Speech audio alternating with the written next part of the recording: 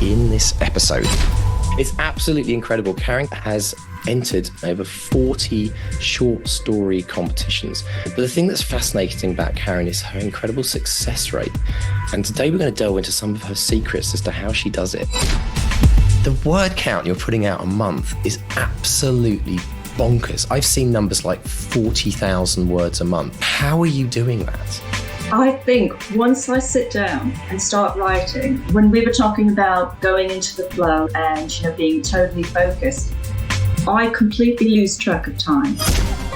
I'd be feeling stressed. I'd go home. I'd say to my husband, I just need a little bit of time on my own. I didn't tell him I was writing. In fact, I started buying writing magazine and hiding them because I was almost embarrassed that he would say, well, what are you doing? I have to laugh as well, the idea of hiding a writing magazine. It's usually the opposite way around in a relationship. I don't want to write a newsletter. I want to write fiction. But I found a way to write my newsletters. It's my cat, Tiffany, who writes the newsletters. And I embody her, take on her personality because she's a very, very grumpy, snarky cat. My father was an infamous New York cop back in the 1970s. I don't know if you've heard of Frank Serpico. He was the policeman who turned in the corrupt police officers who were taking money from the mafia. My father was also a writer, but he was a writer who didn't show his work to anybody. Now, with entering competitions out there, and sometimes it's hard to know which ones are the real deal and which ones are kind of not so legit. How do you make decisions over what you enter? There are a few places that I trust. If somebody's interested in getting into short story writing and even entering competitions, what top tips that you would share with them? Okay, number one. Hello and welcome to the Bestseller Experiment, where we continue to explore the inner game of writing and life and inspire you to start, finish, and publish a best-selling book. I'm Mark Devoe, and in this episode, we have a very, very special guest who I'll be getting to very shortly. But I would firstly like to thank our patron of the week. And our patron of the week this week is Catherine Hash. Thank you so much, Catherine, for joining our family of patrons and experiments. And also thank you to everyone in the Bestseller Academy as well that makes this podcast possible. And if you'd like to be like Catherine, if you'd like to be a patron, people often ask, like, what do you get? Well, we have over 100 hours of extra bonus content that are not available anywhere online. We go into deep dives on all kinds of different areas. So if you would like to learn more about that, then pop along to bestsellerexperiment.com/support.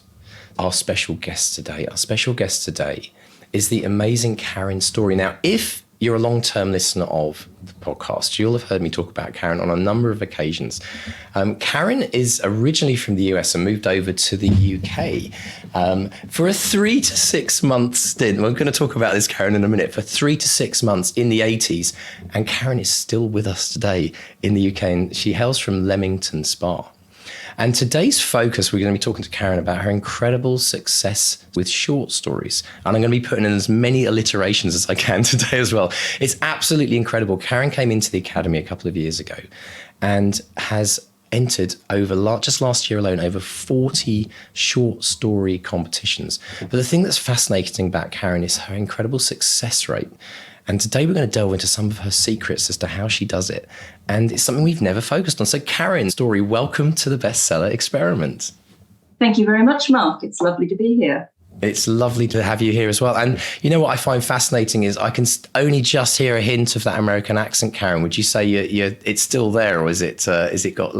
Well, I think I'm a foreigner wherever I go because people can pick up a little bit of something here and then I go to America and they do not think I'm a New Yorker anymore. I've been in this country 40 years now. Wow, it's amazing. Absolutely amazing. It's funny, actually, when we moved to Canada, my kids were different ages at the time. And my two eldest have got really strong English accents still. And my youngest is completely 100% Canadian accent. And it's funny when we go around as a family and people hear different accents, they can't quite work that out. But it's so lovely to have you here as well, because you've been in the Academy for a couple of years, and we're going to get to that a bit later on. But one of the things that I've been noticing is, for people that don't know, we have a wins forum in the Academy, and we really encourage people to share their big and their small wins. And the thing I kept seeing popping up it felt like almost weekly, was some win about a short story that you'd entered. So let's start just, where did short stories start for you? It's the weird thing is, Mark, I have always written them. Since I learned to write, I would sit down and write short stories. And last year I went home to America to visit my mother. I brought my 25-year-old daughter with me. And it was really embarrassing because my mother had this booklet that I had written out, stapled together, drawn pictures. And it was a short story I'd written at 5 years old. And she handed it to my daughter. And it was about my grandmother's dog, who they were getting a new dog to keep this dog company. And my daughter sat there reading this, and she was crying, tears of laughter down her face, saying, "Oh my God, Mum, I can't believe you read it. You wrote this." And then she sort of put it down. She said, "But do you know what? It's really good." And I'm like, "Oh, come on." Now, it wasn't good because I was 5 years old. But what I noticed when I read it back was, oh my God, this dog who was the protagonist has a character arc. He changes his perception of his life with getting this new companion, this new doggy companion. And I thought, how was it at age 5? I already understood that a story meant that the main character had to go through some sort of change. And throughout my life, I would find that in order to entertain myself, I would just sit and write a short story. And I didn't do it for anyone else. I didn't do it from the point of view, I'm going to have this published one day. It was just something I enjoyed doing. I enjoyed the focus of immersing myself into a story. And I probably stopped doing that when I got to around my 20s and life got serious and I embarked on a career in London, doing estate agency work in Knightsbridge. And stories just left me, probably for decades. Up until a few years ago, I started writing again. And the reason I started writing was I had 2 family members who were unwell, and I was giving them a lot of support, also working a full-time job. By now I'd gone into sign language interpreting. And I felt like this energy was draining away from me because I was just spending all my time looking after other people. And what gave me the energy back was just to take an hour in the evening and write a story. And that's when the writing started blossoming for me again. Wow, that's incredible. Isn't it interesting how you turn to writing as a way of, not distraction, but more kind of a escapism, or the ability to give yourself some quality time? And I think it's not often talked about, but I think a lot of people do that, whether they've done it intentionally or whether it's something that has always been a part of their life, but they don't realize how much it helps them during those challenging times. Yes, absolutely. It was like a form of therapy, almost like a meditation. Yeah. And actually, that's a really good way of putting it. I think and that's again another way that people describe when you get in the flow of writing. It almost feels like you dive into some form of meditation where it's where the outside world just disappears and you become completely, fully immersed into the world that you're creating. It's incredibly powerful, isn't it? And it is. It's great that you started to use that. So how did that help you during those challenging times, would you say? I just felt I'd be feeling stressed. I'd go home, I'd go upstairs, I'd say to my husband, I just need a little bit of time on my own. I didn't tell him I was writing. In fact, I started buying writing magazine and hiding them because I was almost embarrassed that he would sort of say, well, what are you doing? What are you doing this for? Because this is something I used to do as a kid.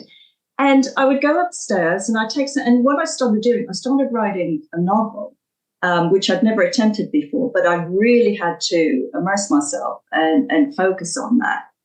And when I spent about an hour and a half writing, afterwards, instead of feeling drained as I started out when I'd go into the room to write, I'd feel refreshed. So it sort of it sort of put something into the energy well, rather than the other way around.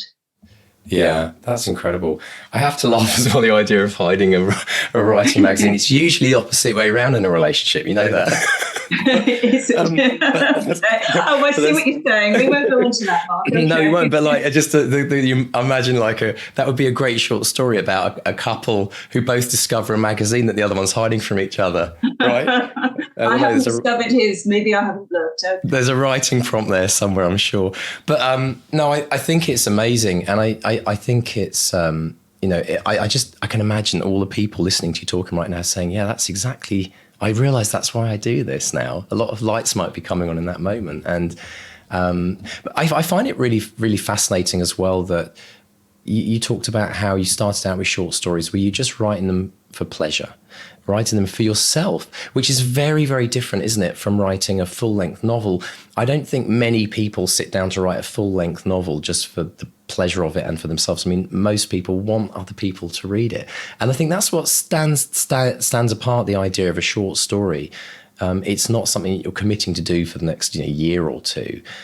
What do you get the most pleasure out of? Because you've also you've written a novel as well. So when you compare the two, what do you like? What would you say are the kind of the positives of short stories over a novel? The positive of the short story is the fact that I can do the whole thing in either a morning or an afternoon. Now, I'm not saying it's perfect. I need to go back a few days later, polish it up. But it's that satisfaction, because a novel, it takes weeks, it takes months. And there's a lot of sort of sitting back, pondering, walking around, thinking, okay, what happens next? With a short story, it just comes because it's just this one quick incident that you focus on. And the satisfaction comes from just getting that out in one go. Yeah. And what would you say to someone who's been saying, who'd maybe just started or is in the middle of a novel and are really stuck but has never really tried short stories? I mean, did you use short stories interlaced when you were writing the novel, or did you? You wound me up once, Mark, because I told you I was procrastinating by writing short stories when I should have been writing my novel. And you told me that was allowed, which was great. And it's true. I just find that, again, going back to that satisfaction of getting a story out quickly. But then I find when I've written a short story, I can then go back to the novel and go back into all the work that needs to go into writing a novel. Mm. Now, one of my favorite quotes, and I'm paraphrasing here, but it was I can't remember who said it, but it was the idea of somebody writing someone a letter, and they said at the top of the letter, "I'm really sorry I wrote you a long letter. I didn't have time to write you a short one." Yeah. And I think a lot of people don't appreciate the skill that goes into writing a short story, because when somebody gives themselves 150,000 words to write a story, they've got all the time in the world to go off and explore and world build and character build. But I was looking back at episode 108 that we did, and we said, short story writing is hard. Cramming great character and story into a few thousand words is a skill few writers master. So what would you say, in terms of the process? I mean, you talk about writing a short story, it sounds like almost sometimes in one sitting in terms of first draft. But did you find that it was hard to begin with and it improved over time? Or did you find it was quite natural for you to write short stories out the gate? I think it was natural. I'm not saying that the stories are always good. Are they improving over time? Yes, I think they are improving over time. I think the thing about short stories is I think to myself, well, these don't matter. Because with a novel, going back to other people to read them, when I write a short story, that's just for me. And then I put it away and I look at it and I think, oh, actually, if I sort of tweak this, that, whatever, this is good enough to put into a competition. And I think that's why I can write the short stories so quickly, because I just don't care. I just write it. And it doesn't matter because I've only spent a couple of hours on it. I've not spent, 6 months as I would writing a novel. It doesn't matter if after 2 hours I want to throw it away. But that doesn't end up happening. There's always something that could be salvaged from it to make it good enough to enter somewhere. That's a fascinating point, because I've noticed that in a lot of very, very successful, artists at the top of their game. Ed Sheeran's a great example of that. And I actually coached early days with Ed Sheeran's team. I was coaching his team, who were coaching him. And the thing about I've noticed about Ed's career as an example is he pops out a few songs a day, and he really is very unattached to them emotionally. Like, some of them are great, some of them are not great. He sometimes doesn't know which is going to be good or which is going to be bad. It's often his record label that might actually tell him, oh, this is a really good one. He's like, oh, is it? Oh, okay. But it's almost like that detachment of it not being all or nothing. And I think a lot of people, when they sit down to write a novel, it's such a big thing. It's so serious. It's like, it's got to be perfect. And there's so much pressure that we put on ourselves that it's almost like we're straining. We're like that 100-meter sprinter who's straining to try and run that, and everything tenses up, and then we don't get in the flow. So it sounds to me like with your short story writing, that sense of detachment, of knowing that it doesn't have to be any good. If you've done it and you've enjoyed the writing process, then in some ways it's like job done, isn't it? But I wonder if it's through the lack of attachment or needing it to be perfect, which is why you have so many great stories come through, because you're relaxed when you're writing. Do you think that's part of it? I do think that's part of it. And when I sit down to write my novel, I tell myself, well, this is like a short story, it doesn't matter. But my brain hasn't got that. My brain's still very much perfectionist when it comes to the novel writing. I think it's because so much more time is invested in a novel. I want to be able to switch my brain to not care so much about writing the novel. But I don't know what my agent would think about that. He'd probably then end up with a big mess. Wouldn't thank me for it. And I think I once said in one of our coaching sessions, the idea of maybe we could start to think of each chapter of our book as a short story. Because that way you can kind of take away this idea of this huge, great elephant in the room, literally, that you're trying to write. And, chunk it down and each chapter can also have a little story arc as well, obviously, within itself. So that might be a good way for people to kind of get through novels. But let's focus in on the short story successes that you've had, because really one of the things I've noticed is over the last 12 months in particular, the amount of wins that you've been posting, whether it's being longlisted, shortlisted, winning cash prizes, getting into anthologies. So tell us about what has happened. I mean, it's over about 40 competitions that you entered in the last roughly 12 months. I added it up for you, and out of those 40 competitions, I had 16, I'll call them wins, but those consist of either, as you said, you were just saying, the short listings, long listings, anthology publications, a few cash prizes, a runner-up prize. So I think my hit rate is sort of like 1 in 3. If I enter 3 competitions, I'm thinking, well, at least one of these is going to list me. And what that does for me is, as writers, we put up with a lot of rejection, a lot of doubts. But when I get the email saying, congratulations, you've been chosen, I think, well, my writing must be okay. If these judges are looking at hundreds, some contests, thousands of entries, and they're saying mine's one of the best, it's just that confirmation I need that, keep writing, keep going, because someone actually thinks you're good.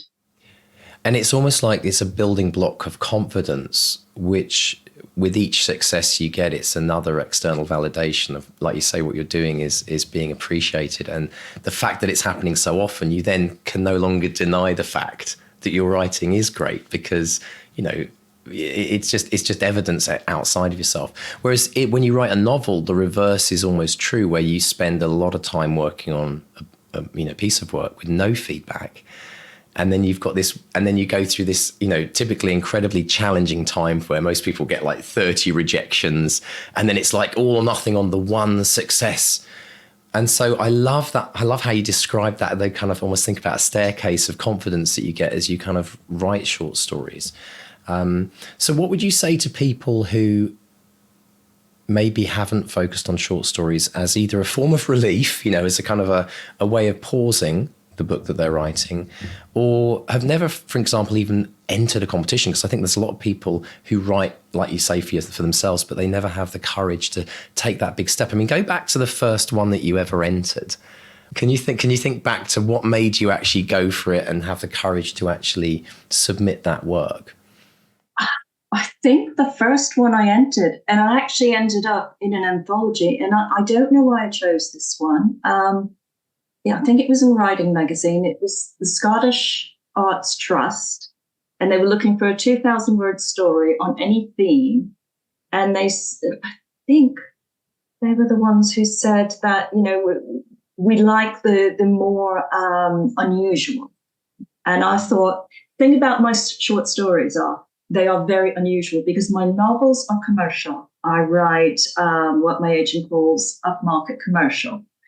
So when I'm sort of working for a long time on my novel and I want to break from it, if you're having a really sort of, you're having a big meal and you've got lots of different courses and the waiter comes and they give you a dish of sorbet to cleanse your palate.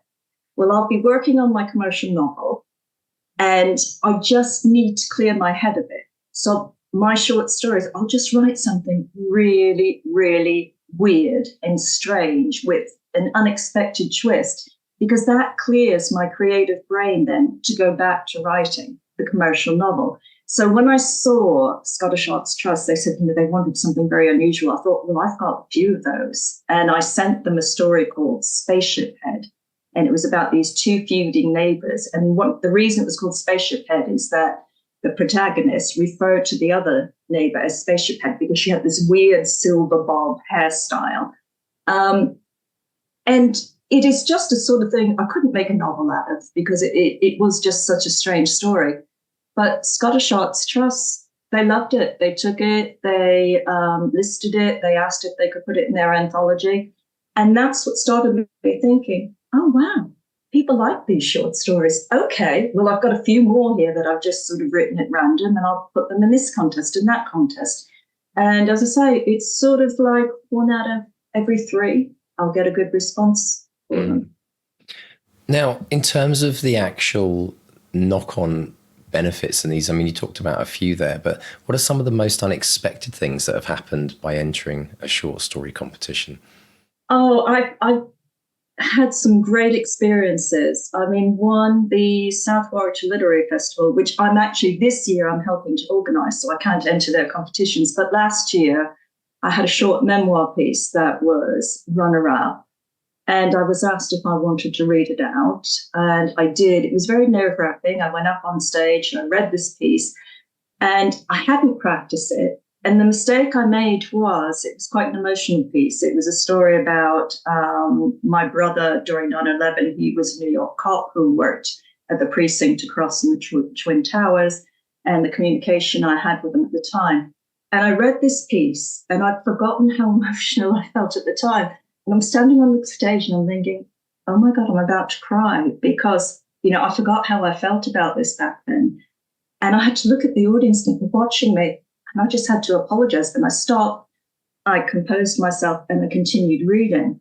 And I walked off the stage, I thought that was such a disaster. But then people came up to me afterwards and said, I was so moved by that, I was so moved. And I thought, okay, it's fine because, I was just being real about it. They accepted it. So that was an interesting experience. And then I learned from that because I was asked to read again. The London Independent Story Prize also included a work of fiction of mine in their latest anthology. And they asked if I would like to read it at their book launch. And this was a fabulous evening. It was held at East Putney Library, which I believe is a listed building. And it was a wonderful party, wine, and meeting all these fabulous authors. But what I had done beforehand, I'd met a friend of mine in Hampstead, and she made lunch for me, and she's a former theatre director. And she said, right, have you practiced this? And I said, yeah, I know my lesson I practiced. She said, read it to me. So I stood up and I read the piece to her, and she went all theatre director on me. And she said, no. She said, you're not going to do it like that. You're going to do it like this. And you put the emotion here. And I was arguing with her saying, no, we're authors. We're not actors. We're not expected to do this. And she said, you are going to do it. So just to humour her, I did it. Anyway, I went to this launch party. I read my piece, and I felt so confident and relaxed, and I hadn't really realized, hadn't really appreciated it was because of the coaching from my friend. And she was right, because people came up to me afterwards and they said, wow, were you the winner? And I wasn't. I was just one of the people who were listed. But I think because I presented it with such confidence. So yes, if you're ever asked to read out, definitely practice beforehand, put the emotion in it. Yeah, I love that, because people don't think about when they enter a short story that they might end up actually standing in front of an audience reading it. Yeah. But what brilliant training, because I mean, how many, best-selling authors are out there reading a few pages from their new book? It's something that a lot of authors might need to do at some point in their career, and the opportunity to get comfortable with it by practicing and then going out in front of an audience in the library. I mean, it's very similar to the stories we hear from when people go and do book tours around the country, it's an amazing thing to think. It's absolutely brilliant. I love it, and you just never would imagine that, would you, when you started out? With the actual writing of short stories themselves, obviously you've done a lot of them, so you've kind of delved into the process of them. If somebody's interested in getting into short story writing and even entering competitions, what kind of some of the top tips that you would share with them, just from your own experience of the many that you've done? Okay, number one, follow the rules. If there's a word count, and there's always a word count, if the word count is 2,000 words, do not go one word over that, because you'll be disqualified. And also, all contests have different rules. They might want it in a certain font. They might want it sent to them in a particular way, either through their website. Just follow every single rule, because competitions get so many entries. They don't need more than that as an excuse to say, right, no, this one's rejected. Number two, enter it before the closing day. Don't wait till the last day, because if you have a technological glitch, then you've lost your opportunity. And if it's a minute out of the deadline, it's not going to be accepted. I would also say that I think a lot of people don't realize, I remember reading from a short story judge once that she received very beautiful prose and interesting premises, but a lot of stories didn't have an ending to it. It just sort of tailed off, and it was like, oh, well, what's that about? You have to remember it's a story. And like a novel, it's got 3 acts. It's got a beginning, it's got a middle, it's got an end. And you've got to have those 3 elements. Going back to when I was 5 years old and I wrote the story about the 2 dogs, there was a beginning, a middle, and an end. And the ending, particularly with a short story, if you can put a shocking twist in there, that gets the judges' attention. And also start with the action. You don't have time with a short story to give an introduction. Just start in the middle of the action, bring the reader in straight away. I'd say those are my top tips. Excellent. And then those are also amazing tips for anyone writing a book as well. I mean, really, when you think about it, right? So we always hear about go straight into the action on the first page of the novel. It's great. It's kind of like a model, isn't it, that you can then expand outwards. Now, with entering competitions, I know there's many, many, many competitions out there. And sometimes it's hard to know which ones are the real deal and which ones are kind of not so legit. How do you make decisions over what you enter? There are a few places that I trust. I trust Writing Magazine. I look at the back there. They always list what competitions are coming up that month. There's also a chap named Christopher Fielding who has a website, and he's very generous. He lists all the different competitions that he knows are legitimate, and he shares them with people. So I just go through there and I just sort of think, if it's got a theme, have I got a story that might fit into that theme? Or if I tweaked a few things would fit into that theme? Yes, okay, that's fine. Oh, right, that's got a word count around, some of the stories that I have. I'll go for that. Brilliant. That's really great advice. And I remember as well at some point, I don't know if it was last year or the year before, you were kind of struggling to keep up with all the different competitions you entered. And then you came up with an idea. What was that? Oh, you know what it is, Mark, because it's one of your favorite things, a spreadsheet. And I came up with this idea because I realized I entered the same competition twice for the same story. And I'd actually paid twice. And I wrote to them and apologized. And I said, I'm so sorry. I realized I already entered this one last month. And they were so nice. And I said, keep the money, whatever. They were so nice. They wrote back and they sent me back the money. So I thought, well, that was really good of them. But then I decided then I need to keep a spreadsheet because I'm losing track. So I've got a spreadsheet of the name of the contest, what the word count is they require, what the deadline is, when they're going to announce the long list, when they're going to announce the short list, also what the prizes are, and of course, the name of the story I entered. And what's also really good about writing when they're going to announce the long list and the short list, I always expected that I would get emailed. And then I found out, I remember I was looking at my spreadsheet one day and I thought, oh, I haven't heard from that contest. And I thought my story was really going to be right for them. And I just happened to go on the website to see who got listed. And my name was there. They just hadn't bothered to email me. So then I realized, oh, actually, it's really good keeping track of when these lists are going to be announced, because I can go back and check, well, am I on there? Yeah, absolutely. I mean, it's a great problem to have. And I love the fact that you use a spreadsheet. Just music to my ears. But it's also really, it's very interesting. It's like, it shows just how, when you get to that point where you need to keep track, it just shows how prolific you are. And one of the other things that I find fascinating as well, and we'll talk a bit about the Academy in a minute, but as part of the coaching that I do on the Academy every month, the life coaching for writers, I always start that session, as you know, with it started off with a 1 page of wins, and now it's about 6 pages of wins. And I'm saying to everyone, oh, we're going to get to the coaching in a minute. These are all the wins from everyone this month. But one of the things that I find fascinating is I also put up a slide which shows people who have absolutely crushed it on word count. And, we obviously encourage everyone, it's all about, in the Academy, it's all about, let's do those 200 words a day. Let's just try and hit that kind of minimum target that we're looking for. But one thing I noticed with you, Karen, is in the last, and a number of months, the word count you're putting out a month is absolutely bonkers. I mean, we are talking, folks, everyone listen to this. I mean, don't be deceived here that Karen is writing a couple of 1,000-word short stories, and that's what you're doing each month. I mean, I've seen numbers like 40,000 words a month is quite typical, 35,000 words a month. Like, how are you doing that? I think once I sit down and start writing, when we were talking about going into the flow, earlier in the interview, and, being totally focused, I completely lose track of time. If I'm working on my novel and everything's sort of going the way I want it to go, I don't want to stop. I don't want to lose momentum. And I could sit down maybe 8 o'clock in the morning and I could start writing, and I'm writing and I'm writing. And I might stop for a quick loo break or a tea break. And then I'll get to about 4 o'clock in the afternoon and I'll think, oh my God, I haven't even eaten anything today.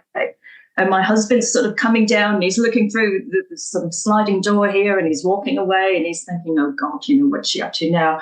But I just think it's getting into that flow, and that's how I just get these bursts of thousands of words coming in.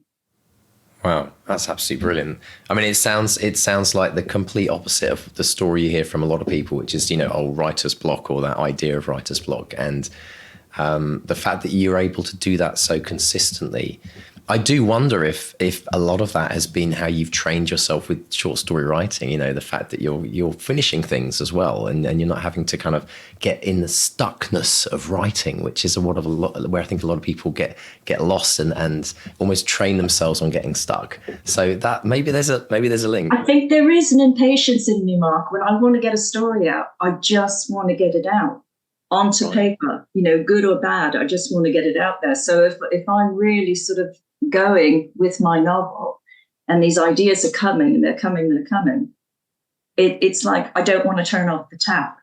I just want to write until I can't write anymore. That's amazing.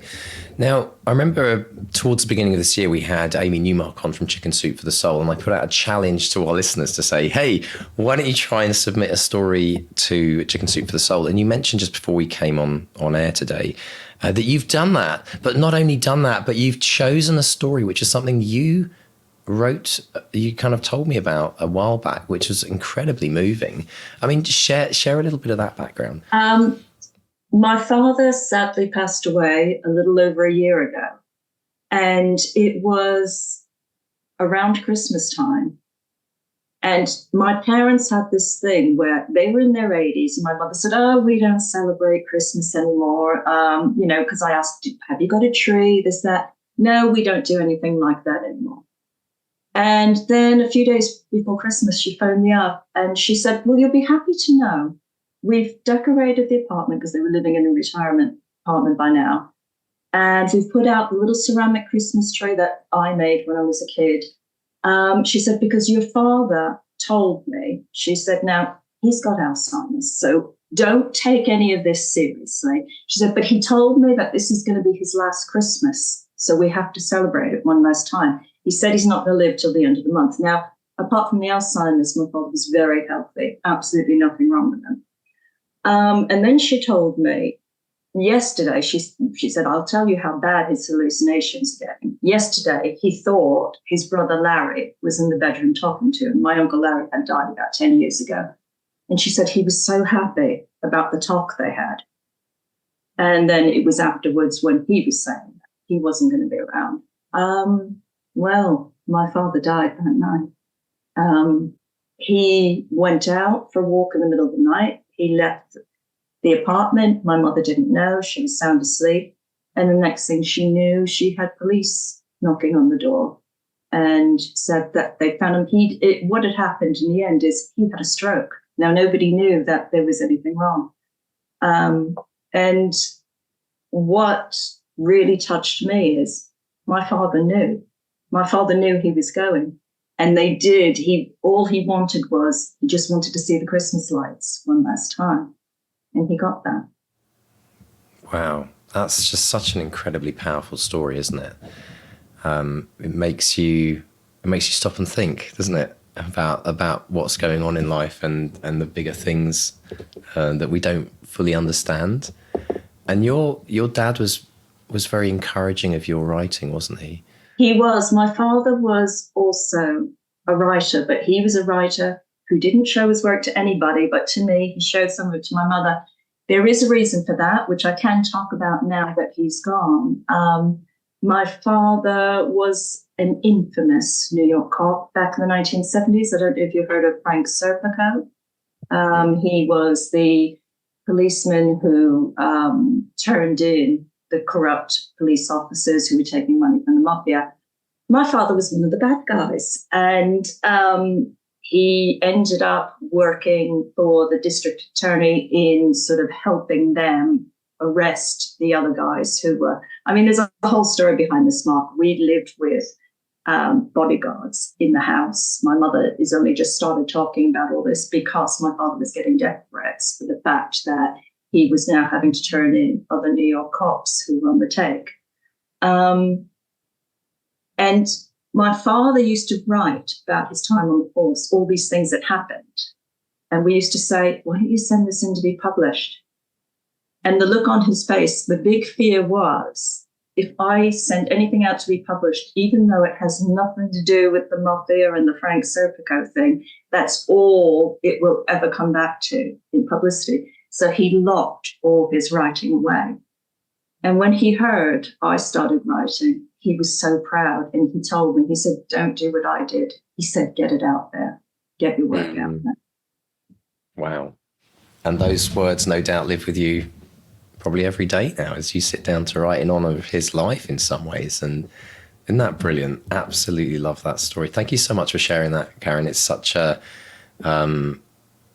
emotionally and heartfelt story as well. But this is what writing's about, isn't it? When we talk about story and emotion, and no doubt all the things that you've experienced in your life, a lot of that is no doubt coming through your words, which is probably why you're having so much success, because you're connecting emotionally with the reader, which is incredible. Now, you've been in the Academy for a couple of years now. We've had such a blast. We've so enjoyed your presence. You're such a leading light there. But I'm kind of curious as to what your challenges, your big writing challenges were before you joined the Academy. Do you know, I think my biggest one was that I'm aware that to be an author now, you've got to also have some marketing skills. And I felt total apathy towards any form of marketing. I mean, the thought of having a website, doing newsletters, I thought, no, this is the corporate world. This is not what writing's about. I don't want to do it. And you, and also Mark Stay at the time, sort of showed me, well, wait a minute, this can be creative, this can be fun as well. And I'm very proud to say that now I have a website, which I absolutely love because it's fun, because I do all these sort of crazy research things for my novel, like my current novel. My protagonist spends time on a sheep farm. So what did I do? I went and I spent time on a sheep farm, and I could put the photographs up on my website. I can put my short stories sort of listings and wins on the website, all these sorts of fun things. And I thought, I really like having a website. And then the thing that really I was fighting against was a newsletter. I don't want to write a newsletter. Why should, this is just not me at all. I want to write fiction. But I found a way to write my newsletters, which are newsletters, but using a fictional character, although she's not really fictional. It's my cat, Tiffany, who writes the newsletters. And I sort of just, embody her, take on her personality, because she's a very, very grumpy, snarky cat. And she just writes about what I'm doing from her point of view. And people tell me they love this newsletter. I remember when the first newsletter went out, and I only had like about 20 or so subscribers. And I was in Ireland with a writing friend, and she just happened to open her Facebook page. We were sitting in a restaurant having lunch. And she said, Karen, people are talking about your newsletter on Facebook. And I said, what? And people were saying, oh my God, this newsletter is so funny. Have you seen Karen Storey's newsletter? And then I went on to my website and looked, and my subscribers had more than doubled in a few hours since it was out. Wow. And I thought, wow, this works. Okay. So once a month, my cat Tiffany, while my back is turned, types up a newsletter about all the things that, what she thinks of things, what she's unhappy about, what she sort of approves of. And I love it. It seems to be a hit. She gets fan mail. More than I do. That's so brilliant. And tell everyone the name of the newsletter, because it's genius. Oh, it's Breakfast with Tiffany, because it goes out on a Sunday morning. And my cat's name really is Tiffany. And I would show her to you, because she usually crashes my Zoom calls. But I've actually locked her in another room, because she'd just be walking all in front of the camera right now.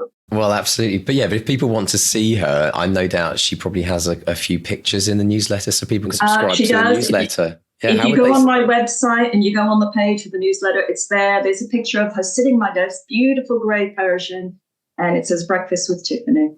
Brilliant. So how do they get to your website, Karen?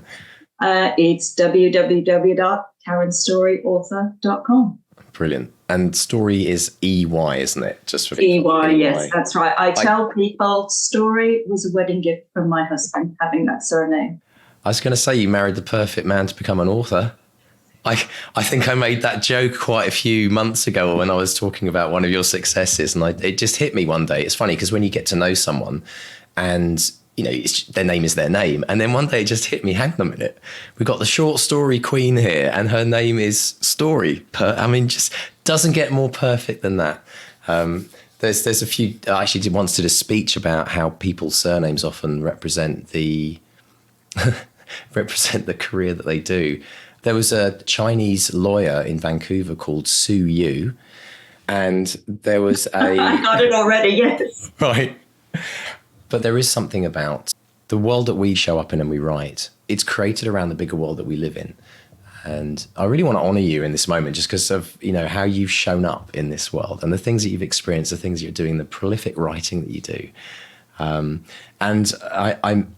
you may well know this, that we have a kind of a special award that we give people in the Academy that we think have kind of gone above and beyond what we would call like outstanding success. So we want to award you, Karen, with the Academy All-Stars Award today, just to acknowledge what you've achieved. Because also, as we've always said in the Academy, it's not just about showing up and writing. It's also about what people do to inspire other people, to show them what's possible.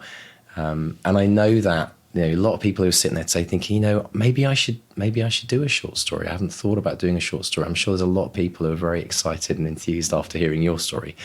My only concern is that you might have a lot more competition now. That's fine. Hey, bring it on. No, right? that would make me really happy to inspire other people to do it.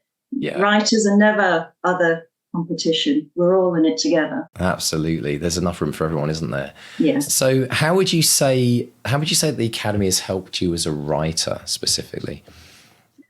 I think a lot of it is to do with confidence, because everyone is so supportive. Talking about, how other writers aren't competition.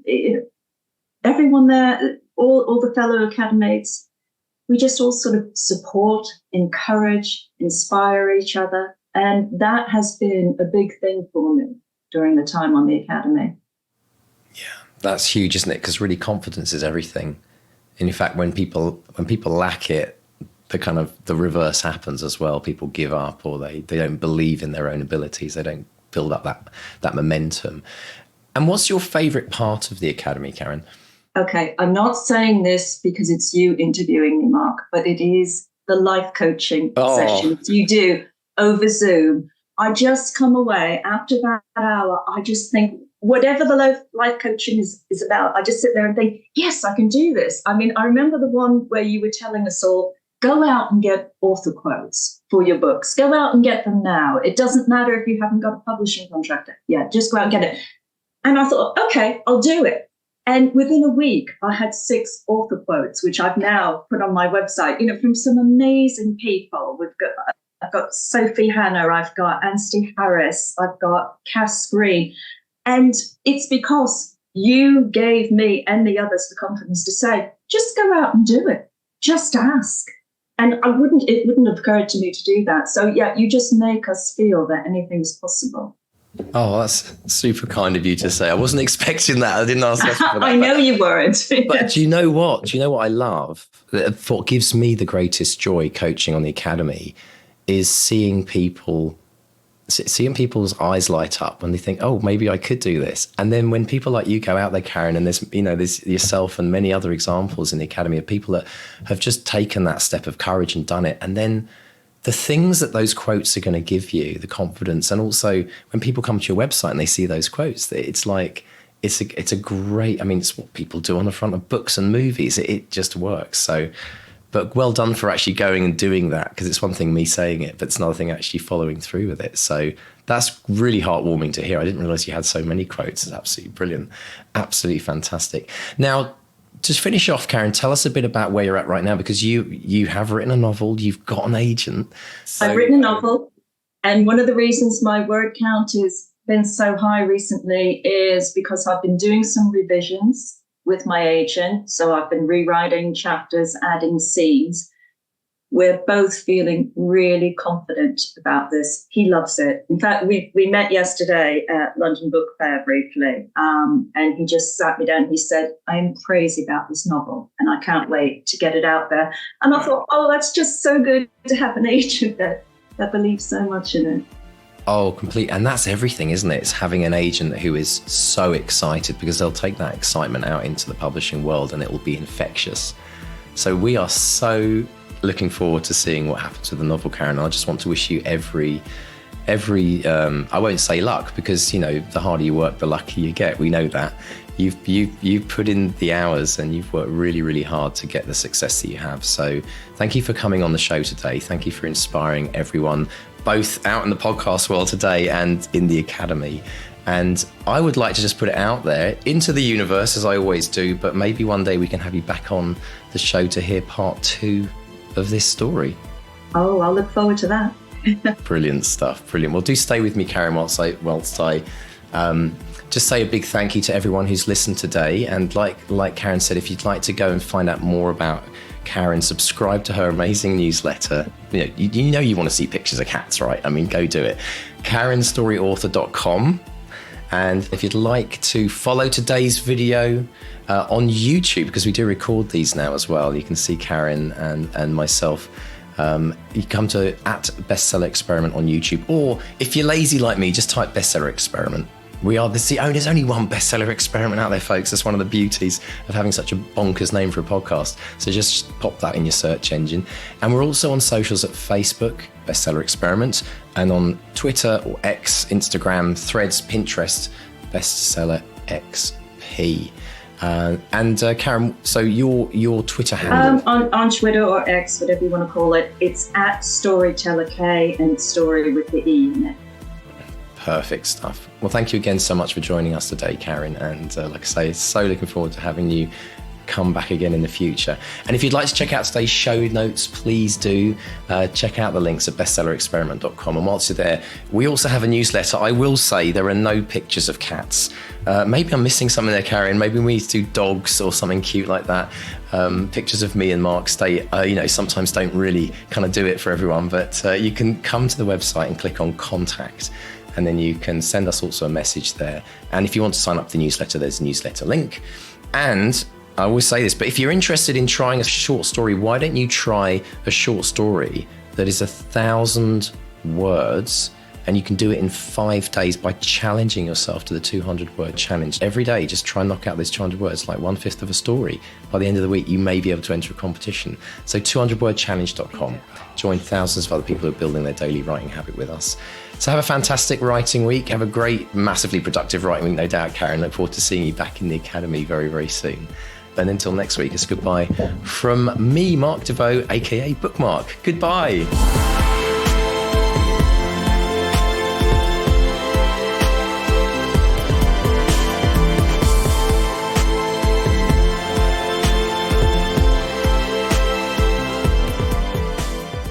What are your writing dreams? Finishing that book? Quitting the day job? Becoming a best-selling author? Since 2016, we've interviewed and studied the advice of over 500 best-selling authors who've collectively sold over 1 billion books. And in the Bestseller Academy, we've incorporated powerful and proven strategies for success, inspiring fiction and non-fiction authors just like you to reach new heights and write their best book ever. Ready to take your writing to the next level with accountability, craft, coaching, and the most inspiring and exclusive community of like-minded writers?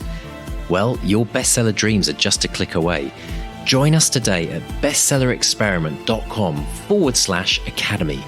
That's bestsellerexperiment.com/academy.